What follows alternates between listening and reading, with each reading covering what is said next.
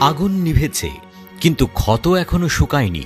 ধ্বংসস্তূপে বসবাস করার মতো জায়গা খুঁজছেন হাজারো মানুষ, কিন্তু তাদের সামনে এখন নতুন নতুন বিপদ।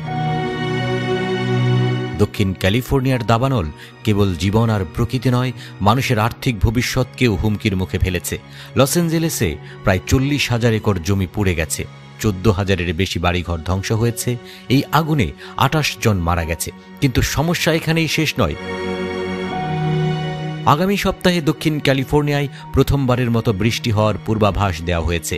এই অবস্থায় এটি খুশির খবর হলেও এই বৃষ্টি কি আশীর্বাদ নাকি নতুন বিপর্যয় ডেকে আনবে? মেয়র কারেন বাস জানিয়েছেন, আমরা জানি বৃষ্টি পুড়ে যাওয়া মাটিতে ধসের ঝুঁকি বাড়াতে পারে। প্যালিসেডোস এবং অন্যান্য দাবানল প্রবণ এলাকায় মাটি ধসে পড়ার আশঙ্কা রয়েছে। মেয়র ইতিমধ্যে একটি জরুরি আদেশ জারি করেছেন, যাতে বিষাক্ত ধূলিকণা আর ছাই বৃষ্টির মাধ্যমে সাগরে মিশে না যায়। বিশেষজ্ঞরা বলেছেন, ক্ষতিগ্রস্ত এলাকা থেকে ছাই এবং বিষাক্ত পদার্থ বৃষ্টির পানিতে ভেসে সাগর, নদী আর পানির উৎসগুলোকে দূষিত করতে পারে। ফলে উভয় সংকটে লস অ্যাঞ্জেলেস।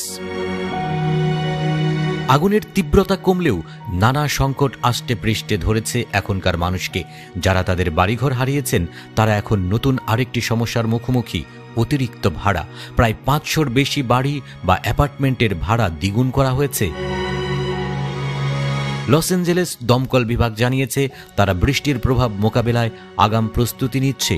মাটি ধস ও বিষাক্ত পদার্থের ছড়িয়ে পড়া রোধে কাজ শুরু করেছে। আগামী শুক্রবার মার্কিন প্রেসিডেন্ট ডোনাল্ড ট্রাম্প লস অ্যাঞ্জেলেসে পরিদর্শনে আসবেন। লস অ্যাঞ্জেলেসের মানুষ এখন প্রাকৃতিক বিপর্যয়ের সঙ্গে অর্থনৈতিক সমস্যারও মোকাবেলা করছে। বৃষ্টি হয়তো দাবানল নিভিয়ে দেবে, কিন্তু এটি নতুন বিপদ ডেকে আনতে পারে। শহরটি এখন দাঁড়িয়ে আছে এক কঠিন সময়ে, যেখানে প্রতিটি সিদ্ধান্তই ভবিষ্যৎ নির্ধারণ করবে।